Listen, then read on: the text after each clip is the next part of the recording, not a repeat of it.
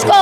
అక్రమంగా వందలాది పోలీసులను పంపించి లాఠీ చార్జ్ చేపించి అమ్మాయిలను కూడా చూడకుండా, లేడీ కానిస్టేబుల్స్ లేకుండా లాఠీ చార్జ్ చేపించి జుట్టు పట్టుకుని లాక్కొని పోయి జీపు లెక్కించి మాధవపూర్ పోలీస్ స్టేషన్ తరలించడం జరిగింది.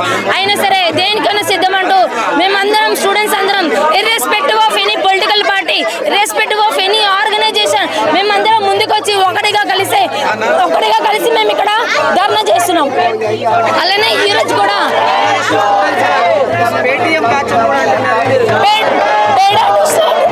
పేడ్ ఆర్టిస్టులు ఎవరు ఉన్నారు ఇక్కడ వచ్చి చెక్ చేసుకో. రేవంత్ రెడ్డి నువ్వే వస్తావా, శ్రీధర్ బాబుని పంపిస్తావా, బట్టి విక్రమార్కను పంపిస్తావా, ఎవరిని పంపిస్తావు నువ్వు పంపించుకో, వచ్చి చెకప్ చేయించుకో.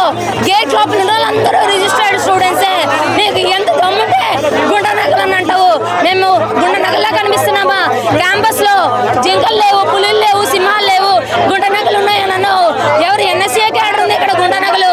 వచ్చి చూడు రేవంత్ రెడ్డి, ఎన్ని మోగ జీవులు చనిపోతున్నాయి, మాటలు లేని మోగ జీవులు బిక్కుమంటూ చనిపోతున్నాయి. అయినా సరే ఈ బుల్డోజర్లు 50 పైన ఉన్నాయి. బుల్డోజర్లు ఓవర్ నైట్ 3 days నుంచి వరకు అవుతుంది.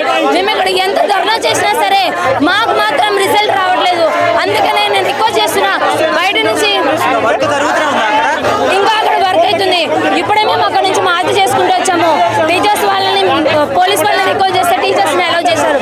టీచర్స్ ల్యాండ్ విజిటింగ్ చేసి వచ్చి వాళ్ళ ఒపీనియన్స్ చేసుకున్నారు.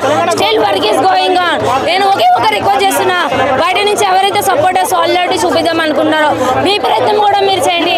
మా ధర్నాలు కూడా మేము చేస్తాం, మా ప్రయత్నం కూడా మేము చేస్తాం. న్యాయం జరిగేది మాకే, ఎందుకంటే ఆ ల్యాండ్ మాది కాబట్టి మాకు న్యాయం కావాలని మేము పోరాడుతున్నాం. Government land ఏడైతుందండి? 2,300 ఎకరాలు ఇందిరమ్మ రాజ్యంలో వచ్చేది. అదే ఇందిరమ్మ రాజ్యంలో రేవంత్ రెడ్డి అన్యాయంగా అక్రమంగా ల్యాండ్ లాక్కుంటున్నాడు. 400 ఎకరాలు ఏదైతే ఉందో మేము ఐఎంజీ భరతకి ఇచ్చినాం. కంపెన్సేషన్ 597 ఎకరాలు ఇవ్వాలి, కానీ వాళ్ళు 397 ఎకరాలు ఇచ్చారు. దాదాపు 140 ఎకరాల అగ్రిమెంట్ ప్రకారం మాకు ఇవ్వలేదు. అది కాకుండా 100 ఎకరాలు ఎన్ఐఏబికి, ఒక 160 ఎకరాలు టీఫారీకి, ఇలా అందరికి ఇచ్చుకుంటూ పోతే మాకు ఎక్కడ ల్యాండ్ ఉంటుంది? అది మా ల్యాండ్. హైకోర్టు నుంచి ఏదైతే ఆర్డర్ వచ్చిందో, రిటర్న్ వచ్చిన ల్యాండ్ 400 ఎకరాస్ ఏదైతే హైకోర్టు నుంచి రిటర్న్ వచ్చిందో అది మాదైతుంది. అప్పు ఎవడేస్తే వాళ్ళకే కదా వచ్చేది, మళ్ళీ రిటర్న్ ఇచ్చేది. అది మా ల్యాండ్. అన్యాయంగా లాక్కున్నదే కాకుండా మళ్ళీ మమ్మల్ని పెయిడ్ ఆర్టిస్టులు అంటావా? మేము లీగల్ గా కూడా పోతున్నాము. చాలా మంది ఎడ్యుకేషన్ మినిస్టర్ కూడా ఈరోజు ఏబీపీ కార్యకర్తలు కొంతమంది పోయి కలిసారు ఢిల్లీలో. వాళ్ళ ప్రయత్నం కూడా చేస్తున్నారు. చాలా మంది పొలిటీషియన్స్ కూడా యూనియన్ మినిస్టర్ కలిసి మాట్లాడడం జరిగింది.